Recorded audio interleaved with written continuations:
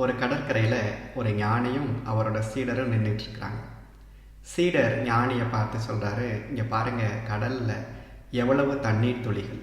உடனே ஞானி சொல்கிறாரு, என் பார்வைக்கு இது ஒரே ஒரு தண்ணீர் துளி மாதிரி தெரியுது அப்படின்னு சொல்கிறார். சீடரை பொறுத்தளவில் ஒரு கடல் நிறைய தண்ணீர் துளிகளால் நிறைஞ்சிருக்கு. ஞானியை பொறுத்தளவில் ஒட்டுமொத்த கடலே ஒரு தண்ணீர் துளி போல இருக்குது. இன்றைக்கி நற்செய்தி வாசகத்தில் பார்க்குறோம், இயேசு தன்னுடைய சொந்த ஊருக்கு வரார். அவரை நிராகரிக்கிறாங்க. ஊரெல்லாம் சுற்றி நிறைய நோய்களை எல்லாம் குணமாக்கி இறந்தவர்களுக்கெல்லாம் உயிர் கொடுக்குறாரு. ஒரு பெரிய ஹீரோ மாதிரி வந்தவரை அவருடைய ஊரில் உள்ளவங்க அவரை ஜீரோ ஆக்கிடுறாங்க. ஆனால் இயேசு தொடர்ந்து தன்னுடைய பணியை செய்து கொண்டே போகிறார். ஏனென்றால் அவரை பொறுத்தளவில் எல்லா ஊருமே அவருடைய ஊர் தான். இன்றைக்கி நாம் கொண்டாடுற புனித அருளானந்தர் நம்ம ஊருக்கு வந்து நம்ம ஊரை தன்னுடைய ஊராக மாற்றி கொண்டவர்.